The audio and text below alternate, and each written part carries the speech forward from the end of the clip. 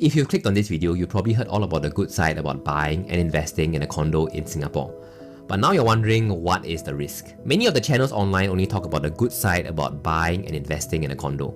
And that's completely fair because their job is to market the property in the best light. But as a result, many of the risks associated with buying such a condo gets neglected. Some of these risks can actually end up costing you hundreds of thousands of dollars. Take for example this project here at Helios Residences, where the price has been on a downward trend for the last 10 years, with some losses amounting to over $1 million. But price is only one of the 3 risks that needs to be addressed. I spent countless hours watching such videos and looking at transaction data online. In this video, I'll be summarizing 3 risks and what you can do to manage them. As one of these risks will be cost related, I'll also be giving you a breakdown of how much more a condo will cost you when compared to a 4-room resale HDB flat. To give you a complete view, along with Helios Residences, we'll also be looking at 2 other projects and real-life examples of this risk. The first risk of buying a condo in today's market is that the capital growth of a condo is not guaranteed, especially in the short term. We all already know that property prices in Singapore are at an all-time high. New launches in the heartlands are already launching at 2,007 per square feet, with 3-bedders costing between $2 and $3 million. On the surface, the price growth does look strong, but looming underneath is the uncertainty of the Singapore and global economy. Will the price continue growing? The truth is that nobody can say for sure. Yes, property in Singapore has been on an uptrend, but there has also been periods where we've seen dips. Therefore, in order to understand why capital growth in Singapore real estate is not guaranteed in the short term, we need to look at the long-term price trend. The best way to do that is by looking at the Singapore Private Resale Index. The last time the real estate market was at a high was back in 2013, after the government stepped in to cool the market, which led us to a period of stagnation. However, this data is aggregated and only paints an overview. On the ground, the truth is that not all condos are created equal and may behave differently from each other. I'll talk more about this in my last point. But for now, the best thing you can do is to approach real estate investment with a long-term view. I say this because in many cases, investors approach real estate investing with a 3-year window. The reason is that owners in Singapore will be charged a tax if they sell their home within the first 3 years. This tax is called the SSD or seller stamp duty. I mean, sure, if your investment is profitable within the first 3 years, then exiting is not a problem. However, I advocate for being more conservative and being prepared to hold the unit for 5 to 8 years to tide through this uncertainty. One way we can plan for a longer holding period is to ensure that we have enough finances to both tie over the down payment as well as a monthly installment. Therefore, in order to understand the risk behind owning a condo and how to tie through this holding period, we first need to understand the cost of holding a condo in today's market. If you're new here, my name is Daryl, and in this channel we talk about real estate in Singapore. In this video, we're talking about risks buyers may have overlooked when deciding to buy a condo. But let's say you do decide to purchase a condo, then you may be more interested in some of my other videos that talk about financial mistakes as well as red flags to avoid. So remember to like and subscribe for more such unbiased property videos. The second risk of buying a condo in today's market is the increased cost, but more specifically the increased monthly installment compared to a HDB. In order to understand why this high cost is a risk, we now need to understand the alternate scenario that most buyers will face, and that is the cost of owning a 4-room resale HDB. Let's take a very average price of 600k. For the down payment of 25%, you can expect to fork up around 150k. The good thing here is that your HDB resale grants can be used to cover this. For the monthly cost, you mainly have your mortgage and conservancy fees. Now the case of the condo is slightly different. Let's assume the size of around 1,000 square feet to match the 4-room HDB. A decent 10-year-old project in the heartlands today would cost you minimally around 1.6k per square feet. So that brings our total cost to be around $1.6 million. The down payment for this would be around 400k. The difference here is that this down payment cannot be covered by the grants, unlike a HDB. In my opinion, while the down payment is a big number, it is less of a concern compared to your monthly installment. This is because your down payment takes place only once and it takes place during the present. This means that you're able to plan for it based on your current circumstances. Now this is unlike your monthly installment, which goes long into the future, and this is where the risk comes in. Therefore, in order to really understand the risk of owning a condo, we need to drill down and see how much more this monthly installment would cost. In this example, your monthly installment would cost you a whopping 5.4k. One difference compared to a HDB is that with this sum, you're almost unlikely to cover it fully with your CPF.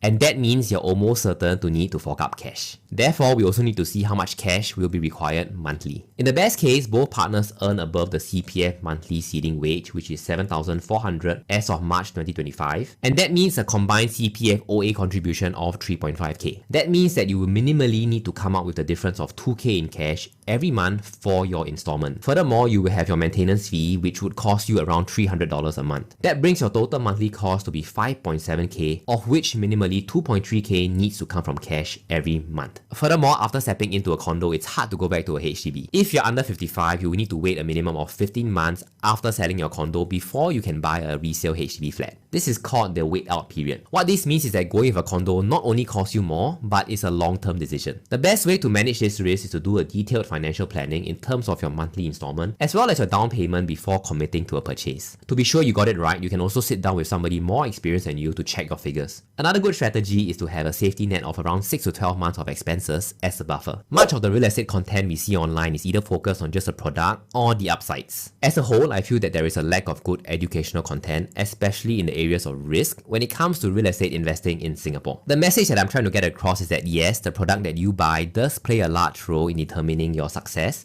in your investment journey, but it is only one part of all the risk involved. You also need to be aware of your own financial situation as well as the importance of taking a long-term view. Don't get me wrong, I'm not here to spread fear.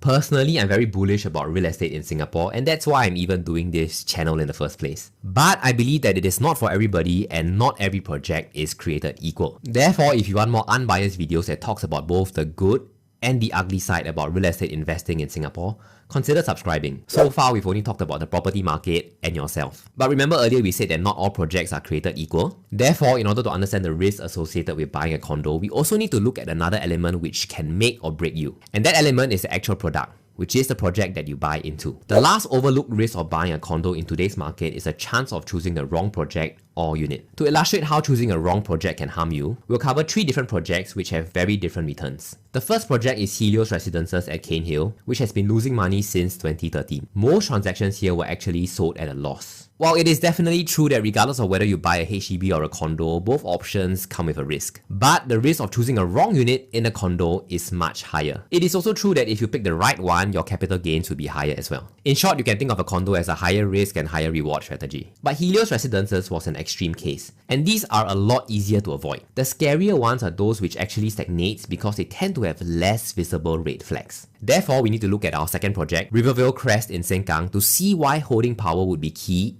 if you happen to enter into such a project. As you can see, the price of Rivervale Crest fluctuated over the years. In such a project, there will be some buyers who made money and some buyers who lost money. In a mixed bag project like this, it mostly depends on your entry price and holding power. As you can see, those who lost money here mostly entered during 2012 and exited during 2021, which is both the peak and the drop. If they had held on longer, they would likely have made a profitable exit. My guess is that these buyers had to exit due to the financial stress of COVID. The subpar performance can be attributed to the less than stellar location, as well as a very large unit sizes, which makes the overall price less palatable for most buyers who are working with a budget. And actually, these are some of the red flags which are avoidable, and I cover more in my video up here. This comes back to my earlier point of needing to be able to have the holding power to adopt a long-term view and as well as sufficient buffers when investing in real estate. Assuming that you're neither buying a very old HDB or a very expensive HDB, the chances of losing money with a HDB is much lower than with a condo. This is due to the HDB grants which acts as a buffer, more standard layouts, less price variance, and a lower entry price in general. The first 2 examples of Helios Residences and Rivervale Crest are 2 examples that we want to avoid. But to be unbiased, we also need to talk about a positive example. For the case of the Panorama, the returns have been good since its second launch in 2014. And this is the type of project most investors would have hoped to have entered. There are many good points about this project, such as the location, the MRT, the schools, and the competition. So if you want to understand what makes the Panorama such a good project, you can check out my video up here as well. The best way you can handle the risk of choosing the wrong project or unit is to do your homework, form your own opinion, and not get sucked into the hype. If real estate is new to you, speaking to somebody knowledgeable who you can trust can help you navigate the market as well. In this video, we saw the increased cost of owning a condo in Singapore compared to a HDB, and not all of us may be either willing or able to fork up this extra cost. Therefore, for some of us, a HDB may actually be a better bet. If you're one of those who are still on the fence between a HDB or a small condo, you can check out my video up here as well.